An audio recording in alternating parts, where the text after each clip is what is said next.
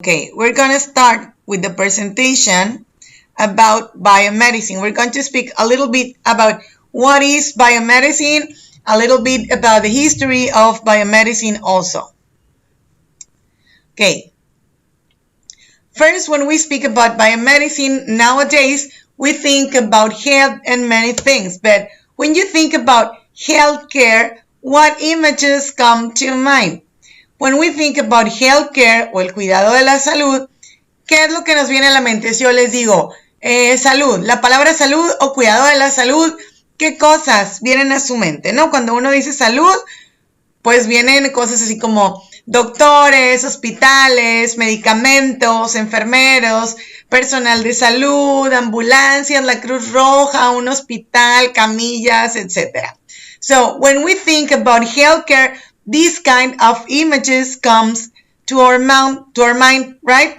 Because when we think about medicine, we always think about that kind of healthcare.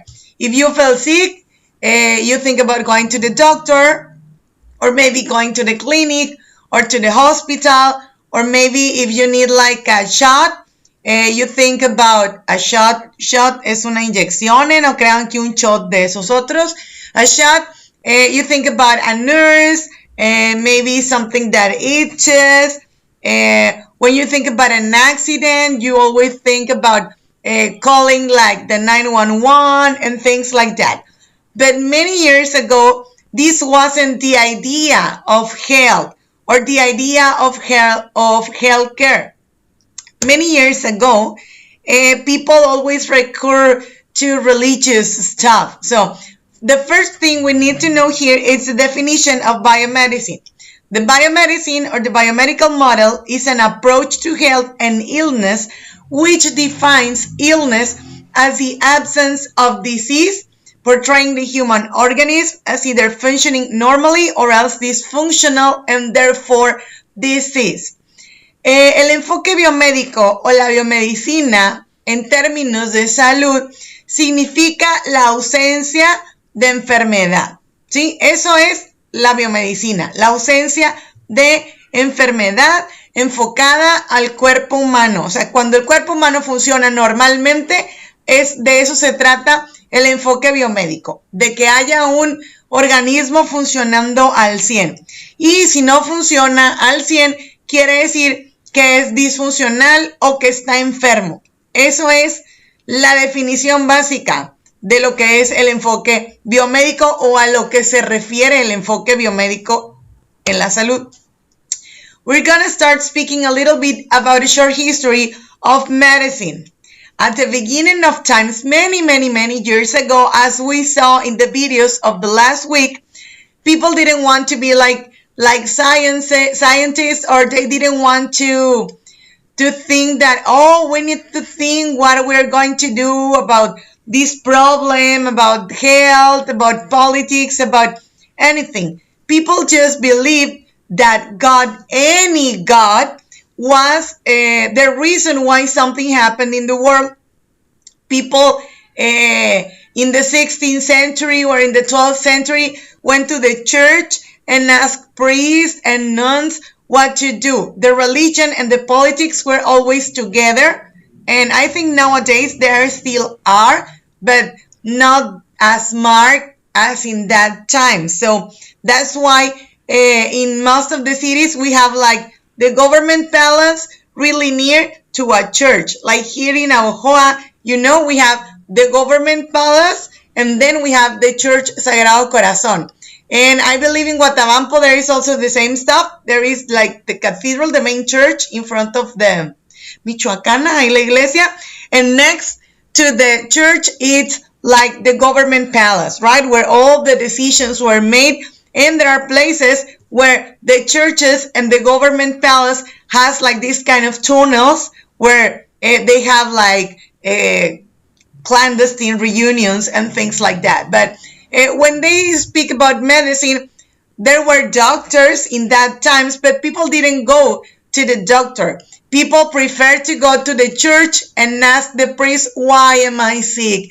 It's because God is punishing me because of something I have done. Entonces, la gente lo que creía y lo que pensaba, básicamente, era que si tenían una enfermedad o si algo en su cuerpo no estaba bien, era porque tenían un pecado muy grande y Dios los estaba castigando de esa manera, o era la voluntad de Dios que tengas esa enfermedad y te mueras, ¿sí? El costo económico de ir al doctor en aquellas épocas era un costo muy elevado. Incluso la gente que tenía más dinero recurría como a los padres para que les dijeran por qué estaban enfermos o qué tenían. Es por eso que en las épocas de Jesucristo, pues la gente iba con Jesucristo, ¿verdad? Para que les quitaran la lepra y todo eso, y por arte de magia sus males desaparecían con los milagros que él hacía. Pero así también, pues hablamos de que había cuestiones como de herbolaria, de acupuntura y esas cosas de acupresión que existían en las edades muy antiguas que tenían que ver con la medicina. Todo esto sucedió igual hasta que vino un hombrecillo que se llamaba René Descartes. René Descartes se dice en inglés. En español Descartes, en inglés Descartes. Descartes is significant in relation to health because he was the most important thinker to articulate clearly a view which suggested that the mind and the body are two separate spheres. And he argued that the body could be seen as part of the physical world and the mind as part of the spiritual world. And the mind and the body are connected, but they work in separate ways. This idea was really important for the development of the new medical ideas or medicine or biomedicine. The body was identified as a location for the illness for the physical world. So people believe this theory because he wasn't like getting out of the road goat, but he was saying that there were two different kind of things here. Entonces, como la gente creía era muy beata, muy de fe, muy de la religión, entonces ya ven que habíamos visto que Hipócrates, que había sido como el padre real de la medicina, ya nos había dicho que teníamos diferentes fluidos en el cuerpo, los humores, ¿no? Y si esos humores no estaban balanceados o equilibrados, dependiendo de la estación del año, podía haber enfermedades. Entonces, la gente, pues, ya la Roma era diferente porque ellos creían en otro tipo de dioses, ¿no? Aparte. Pero René Descartes, él habla de eso, de la separación del cuerpo y de la mente. Puedes estar enfermo del cuerpo, pero tu mente está bien, tu espíritu está bien con Dios, pero algo físico es lo que está mal. Entonces, él hablaba de esta dualidad que vamos a ver un poquito más de ella. Esa es la imagen que él hacía donde separaba la mente del cuerpo. Y esa es la foto del René Descartes. Ahí, para quien lo haya visto, es una imagen muy famosa, pero él hablaba de esa dualidad mente-cuerpo, ¿sí? Que son, están incluidos en el mismo cuerpo humano, pero trabajan de manera separada y conjunta a la vez. Es una teoría medio exótica. We're going to look a little bit about this Descartes body dualism theory. Let's look at the video.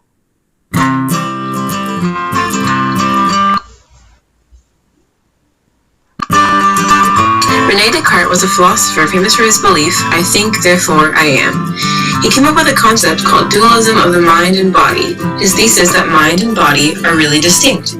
He believed that there were two kinds of substance: matter, of which the essential property is that it is spatially extended, and mind, of which the essential property is that it thinks. The physical stuff, like bodies, chairs, rocks, that are extended in space are called res extensa, which is what our bodies are made of. The mental stuff, like thoughts, ideas, which take up no physical space, are called res cognita, which is what our minds are made of.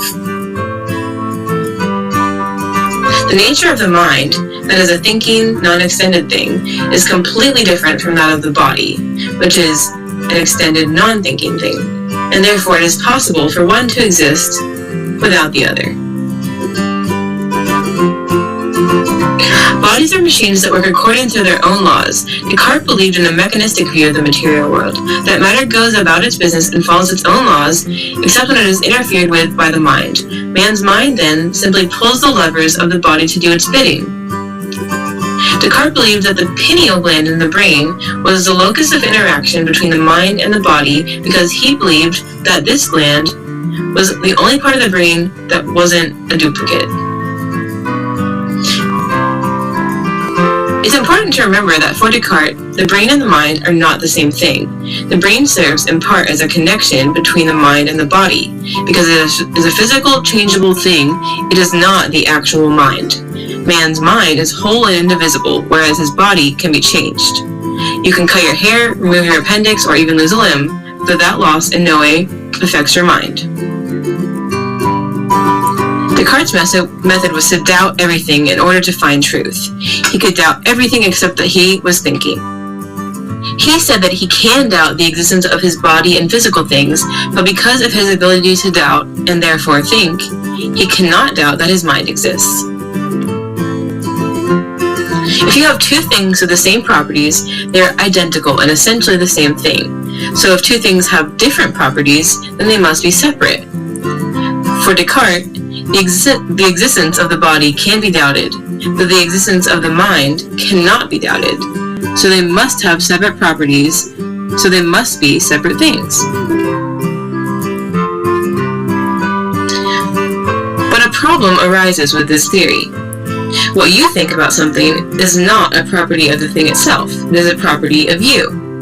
Descartes hadn't actually proved that the things themselves, the mind and the body, have different properties. For example, Lois Lane believes Superman can fly. Lois Lane does not believe Clark Kent can fly. Therefore, according to Descartes' theory of dualism, they must be separate. But in this case, we know that they are not.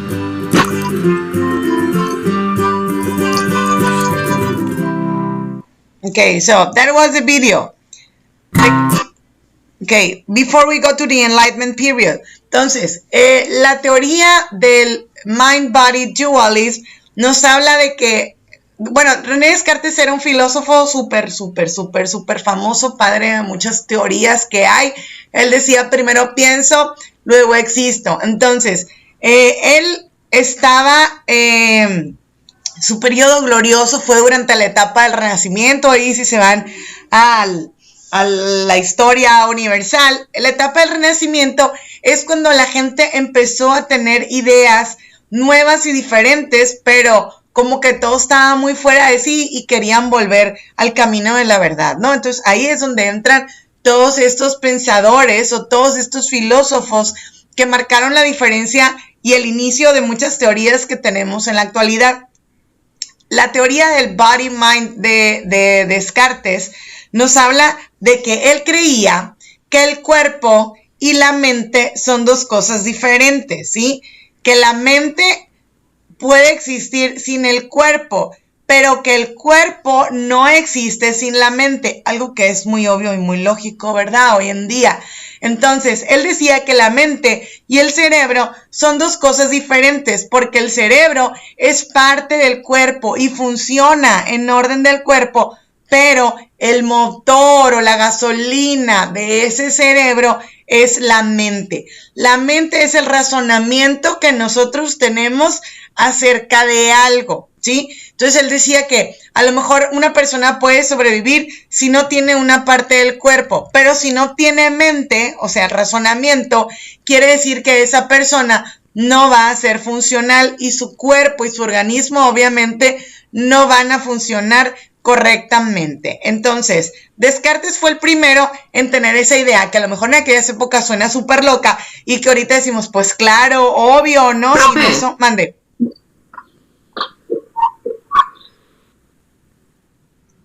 Mande.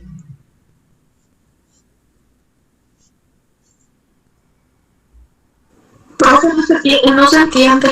Se está cortando mucho. Se está cortando el internet. Uy. A ver. Se me fue. Profe, no se escucha lo que dice, se corta. A ver, es que parece que se me va y viene aquí.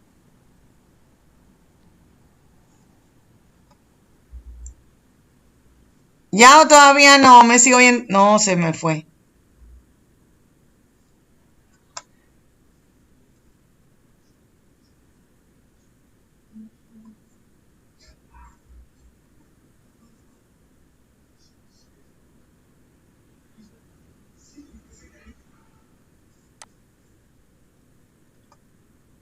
Ya no me oyen, ¿no? ¿Verdad? Se me fue el internet.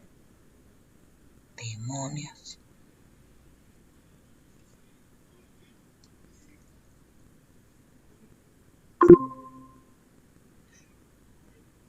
¿Ya me oyen?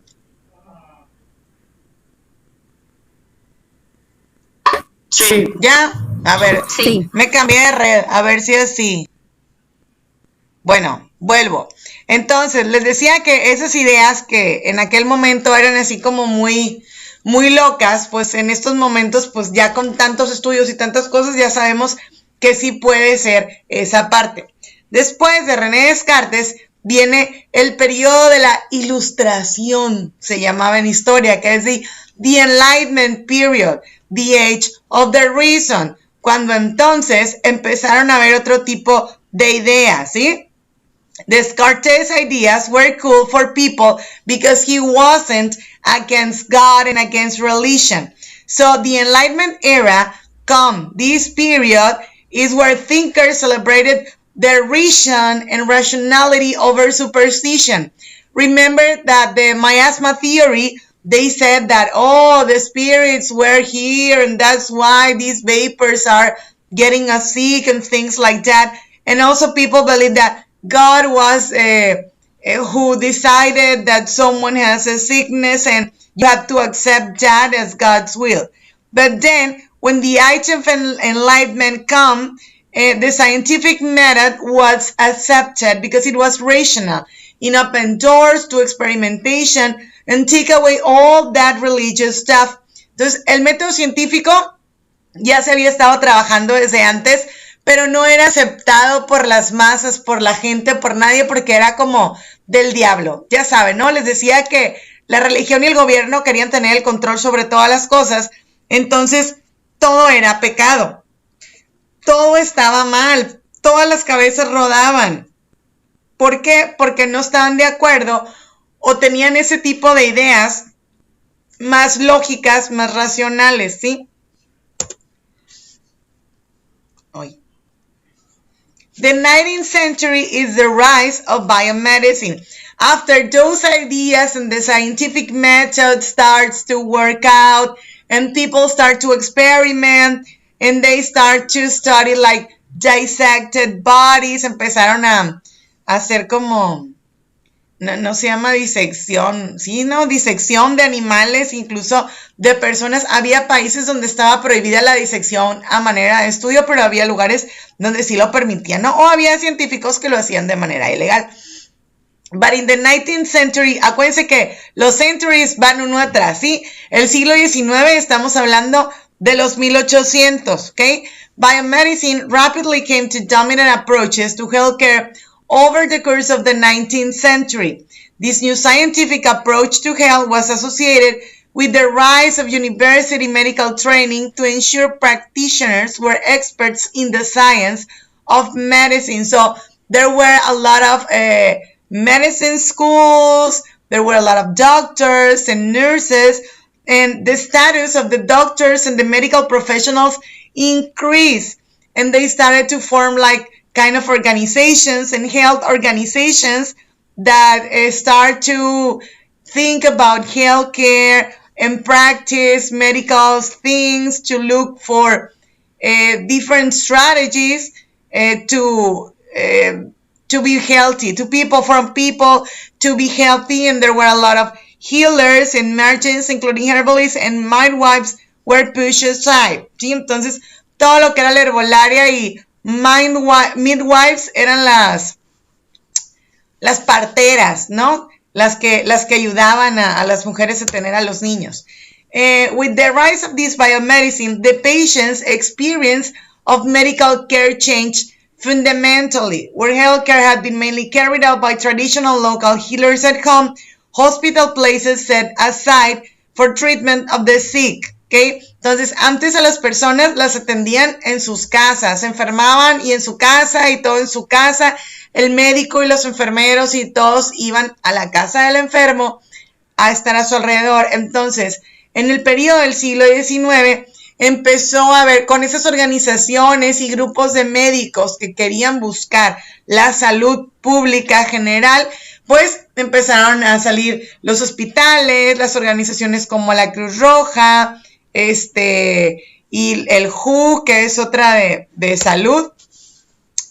And what are the characteristics of biomedicine? Biomedicine, the new scientific approach to medicine, was based on an underlying set of ideas about health that has been called the biomedical model. That model rests on some key assumptions about the human body, health, and needless. And there are four main assumptions: the body as a machine, the mind-body dualism, discounting emotion, and one single cause.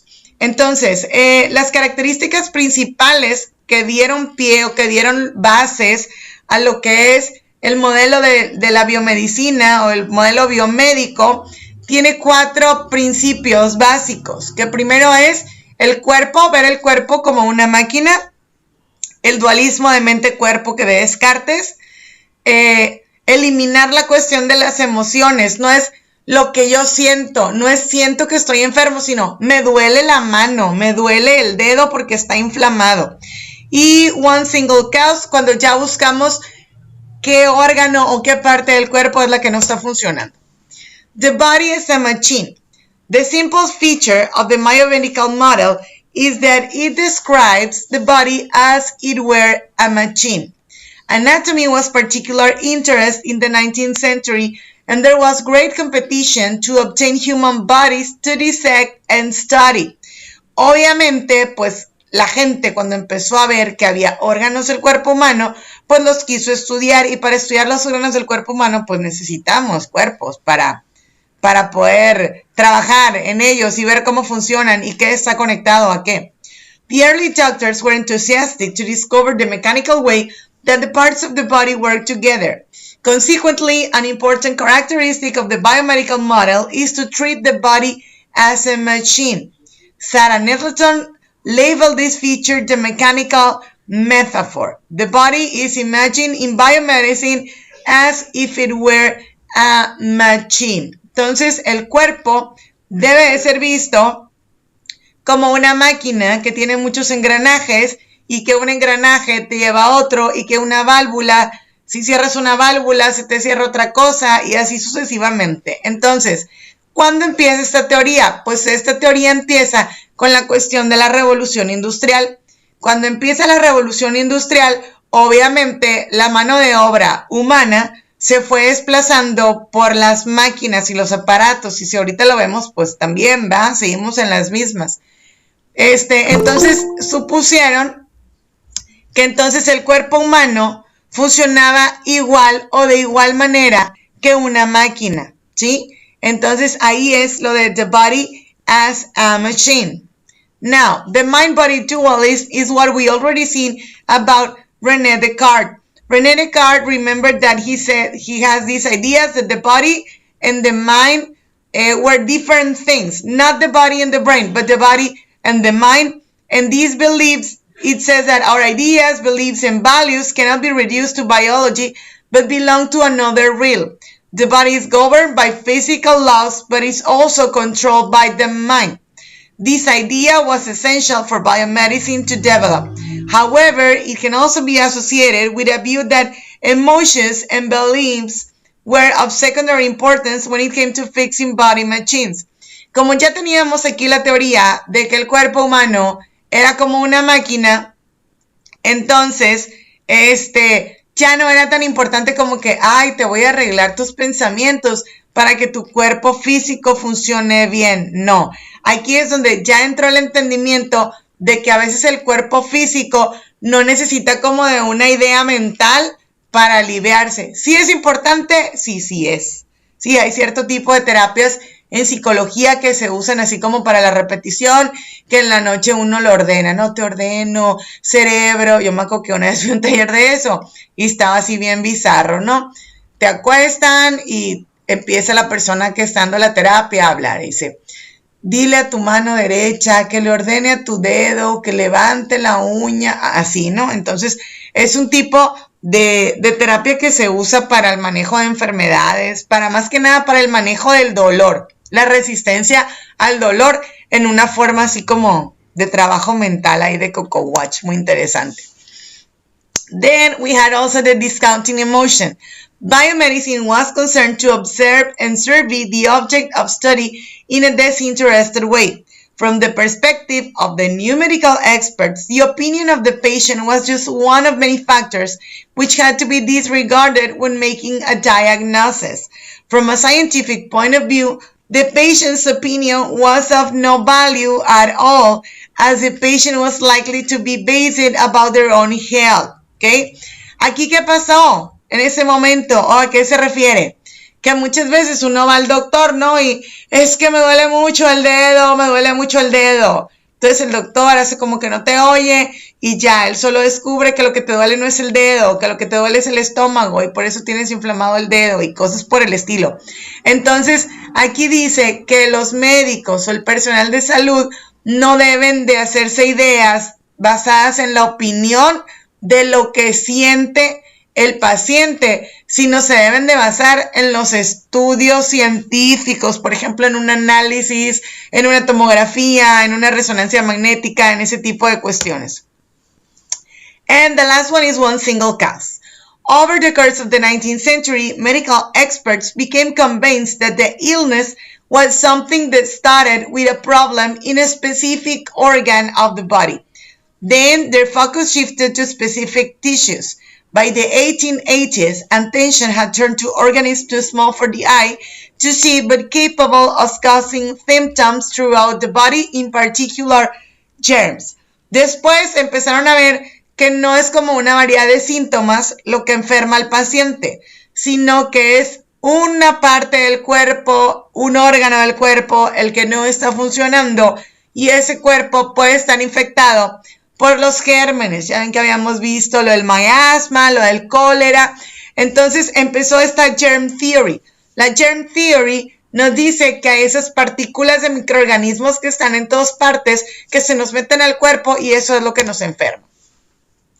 The arrival of the germ theory, the idea that particular diseases could be explained by particular germs, marked the beginning of high-profile quests to identify crucial germs behind major diseases. So it was hoped this would be like the first step to find a way to drive these germs out of our body, okay, using antitoxins or inoculation. The discovery of germs was credited with saving dozens of lives of people suffering from smallpox, cholera, diphtheria, typhoid, and it's not surprising that the idea that all illnesses could ultimately be explained by a single cause. And this cause was a really microorganism. ¿Okay? Entonces aquí nos habla de que los gérmenes y de que hay ciertos microorganismos que son los que atacan el cuerpo y eso es lo que nos enferma. We're going to watch a short video about the germ theory. ¿Cuánto dura? Oigan, ¿cuánto dura? 5 minutes, ok. Porque hay otro video muy interesante de lo que viene después, que ese me interesa más que lo vean. Entonces me voy a brincar ese y se los voy a subir aparte. No, me lo quiero brincar. Ok.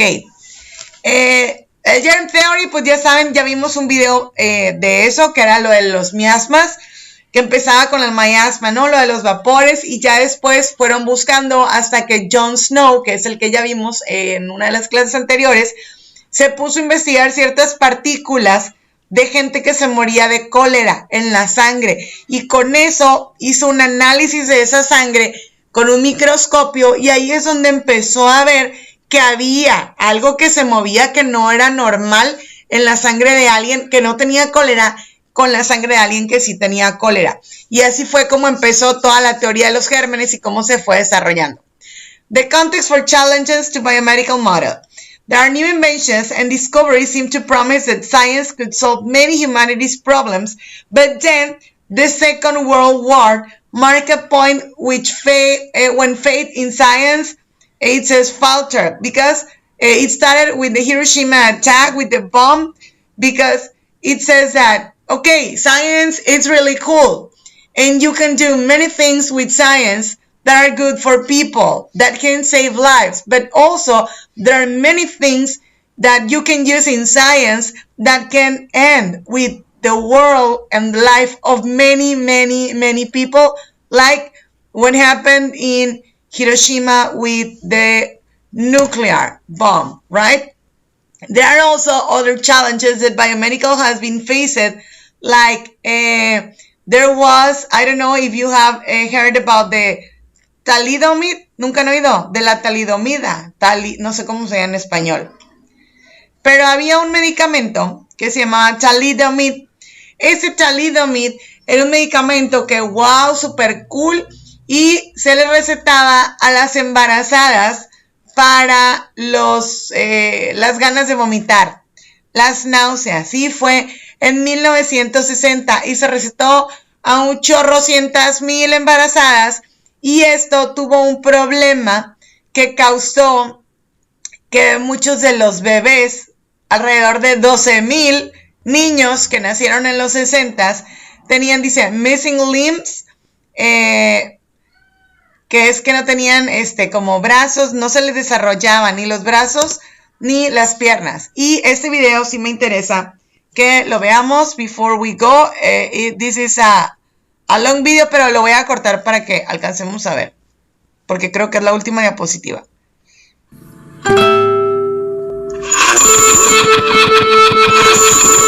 No, I have several announcements. Every doctor, every hospital, every nurse have been notified. Every woman in this country must be aware that it's most important that they check their medicine cabinet, that they do not take this drug. In the early 1960s, no drug struck more fear into the hearts of pregnant women. One of the most horrifying episodes in medical history. Than thalidomide. It changed our relationship with the drugs we use. One reason U.S. drug laws are so strict, thalidomide.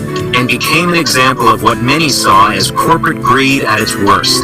British thalidomide children so far have not received any compensation from the rich company that made the drug which crippled them so brutally.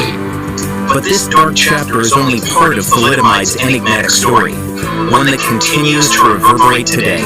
I had used up every other alternative when I took thalidomide.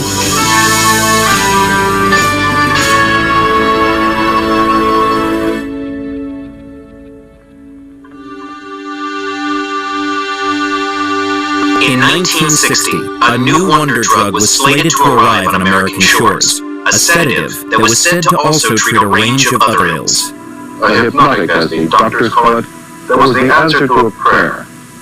Its generic name was thalidomide. The hallmark defining quality of thalidomide was its safety. So safe that in Germany there was no prescription needed. The German company that developed thalidomide, Chemie Grünenthal, claimed that even pregnant women could take it. The drug company had handed out samples of this drug all over the place, starting with employees of its own company.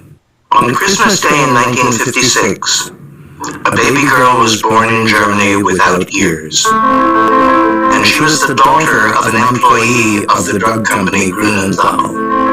No immediate connection was made to thalidomide, which soon sold nearly as well as aspirin in some European countries.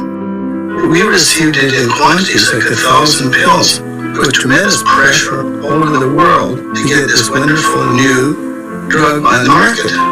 They had 2 million tablets ready to go the moment the FDA approved the drug, which was almost a foregone conclusion. Until one doctor came along and began working at the FDA. It just so happened that my first application was for the drug thalidomide. I got this because I was new and they thought I should have an easy one to start on. But Dr. Kelsey was uneasy with what she saw as the lack of rigorous scientific studies and the slipshod presentation of safety data provided by Grünenthal and William S. Merrill, the U.S. distributor of the drug. The best thing that could be said about thalidomide at the time was simply that you could not kill a rat, no matter how much thalidomide the rat ate. With thalidomide being prescribed for morning sickness in other countries, Kelsey became particularly concerned with what effect it might have on a developing fetus. In June of 1961, an article appeared promoting its safety during late pregnancy. It was allegedly written by Dr. Ray Olson, but in fact, the article was written by the medical director of the drug company. About 6 months later, long-ignored evidence became public in Germany, linking thalidomide to a rash of birth defects. Although hundreds of thousands of pre-market samples had been provided to American doctors, Dr. Kelsey's stubborn delay of the drug's approval for more than a year had prevented a similar scale of tragedy from unfolding in the United States. Dr. Kelsey was absolutely a unique hero in American history. But thalidomide's reach continued to be felt across the rest of the world, including in Trinidad and Tobago, where Giselle Cole was born. When I came along on the firstborn, and they were a young married couple, I was never unloved or not wanted or anything like that, but I would be foolish to think that it was easy for them.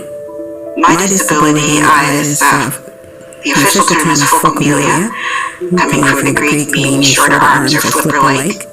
I think people always expected I would have been angry, and I'm certainly not angry and never have been. Long discussed but seldom implemented, major regulatory reforms were finally forced on the pharmaceutical industry following the thalidomide scandal. For some time, President Kennedy has tried to get Congress to approve new controls, but without much success. Now, with the thalidomide scare, most of the opposition has melted.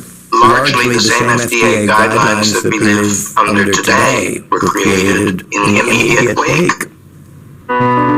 These regulations were too late for thalidomide's thousands of surviving victims across the world, who soon became the story. Philip Bradburn is one example.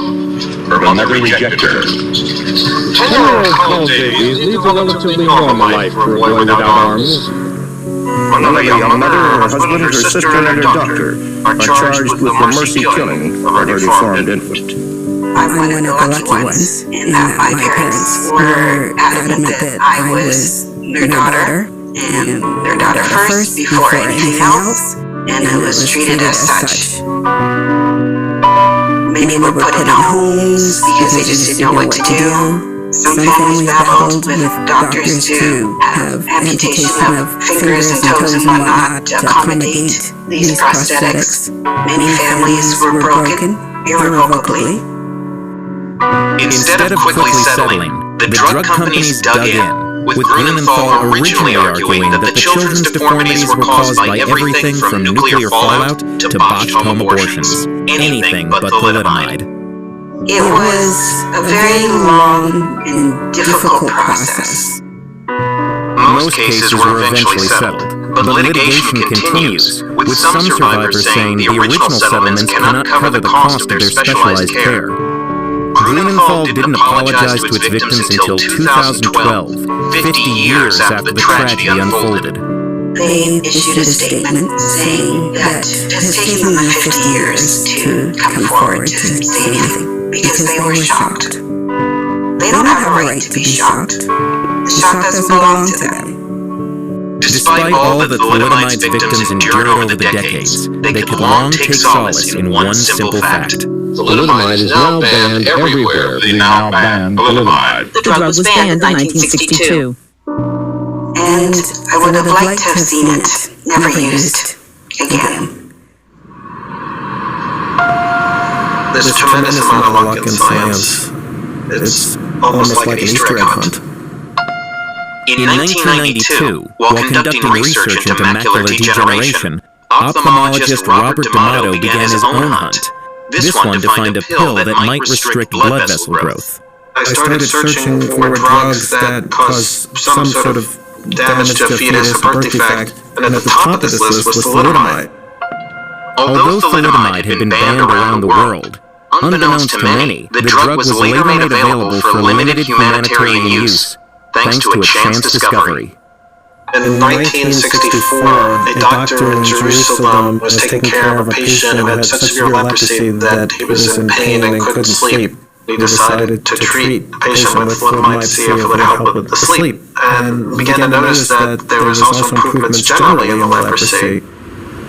After much trial and error, Dr. D'Amato finally had a similar breakthrough when he demonstrated that thalidomide could starve blood flow to cells, a discovery that held the potential for treating cancerous tumors. The people that really understood the results were excited because we had a tool that we didn't have before.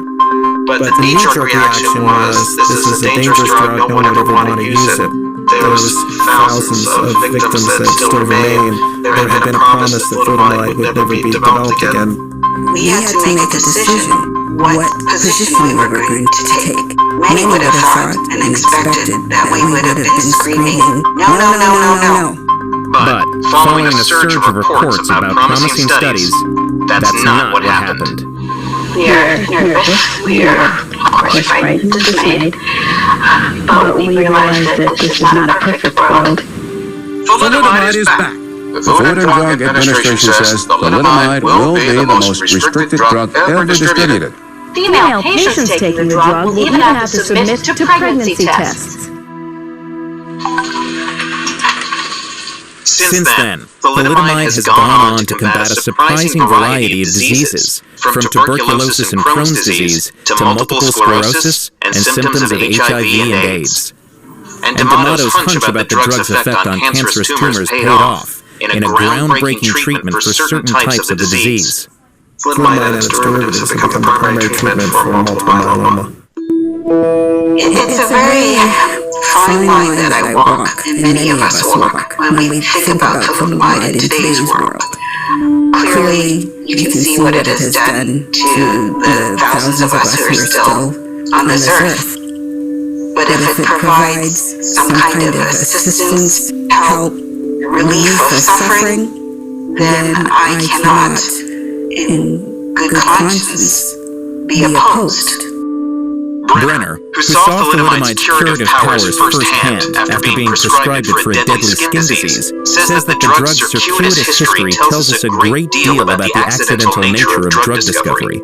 It's kind of surprising, I think, to most people to learn that drugs are, in fact, developed and then become, as they're called, a drug in search of a disease. When you have a drug that has a powerful activity, whether it's negative or not, that powerful activity could be used for something good if you could figure out what that was. This was an example of the challenges that biomedical is facing. Nos habla de un medicamento, ¿no?, que provocó mucho daño en los años 60, del 59 al 62. Y resulta que después de muchos años de investigación, en el 2012 se descubrió que ese medicamento que estaba prohibido a nivel mundial ayuda mucho para el tratamiento del cáncer de piel, de la lepra, del SIDA, ayuda a reducir los tumores cancerígenos. Entonces se tuvo que llegar a un acuerdo con las víctimas y todo para que se pudiera prescribir de nuevo, ¿ok? Otro de los problemas que tiene que enfrentar, other of the challenges that biomedical fronts, it's that now the life is really different than many years ago, and the morbidity and mortality factors have changed because we can have more cases of stress, and there are more treatments that have to do with health than in other years, ¿sí? Ahora ya tenemos otras enfermedades más preocupantes como, bueno, yo creo que cuando escribieron este libro no sospechaban que íbamos a tener la pandemia como la que tenemos ahorita, ¿verdad? Entonces creían que las cosas más importantes o las enfermedades más preocupantes eran las enfermedades crónicas y las cardiovasculares, ¿verdad? Entonces, porque no sospechaban que venía la pandemia de vuelta a la que estamos expuestos, pero son riesgos que hay en biomedicina que tenemos que aprender a vivir con ellos, ¿sí? ¿Y cuál es la crítica? The sociological criticism of biomedicine It's like if the body's rate is a machine, the focus is on the physical symptoms that can be observed. Symptoms that are seen as a signal that a breakdown has occurred in the body machine. So this means that if there is something that, if you don't have a symptom, that means that you don't have the disease. But sometimes a person without symptoms can be experiencing one kind of disease. Como cada cuerpo es diferente, la cuestión sociológica nos lleva aquí a pensar que hay muchos factores que influyen en las enfermedades, ¿sí? Ya no es nada más si tengo o si no tengo los síntomas, pero hay muchas cuestiones como la cuestión de la temperatura, el aire, la humedad, la transmisión viral que hay, el cambio de estaciones, el cambio climático, miles de cosas que ahora generan muchos más gérmenes que antes, que nos llevan a episodios como ese que tenemos hoy en día, ¿verdad? Entonces, sí me alcanzó tiempo. Entonces, ese fue el tema de lo que fue Biomedicine.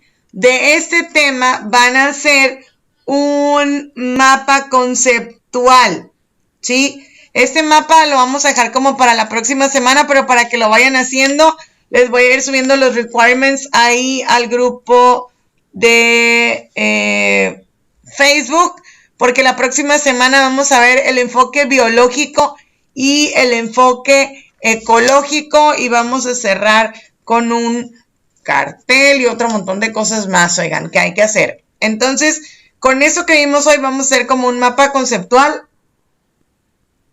Ay, se me fue el estornudo. Bueno, un mapa conceptual con esta información que les di ahorita. ¿Sale? Les voy a subir todo a la plataforma del grupo de Facebook.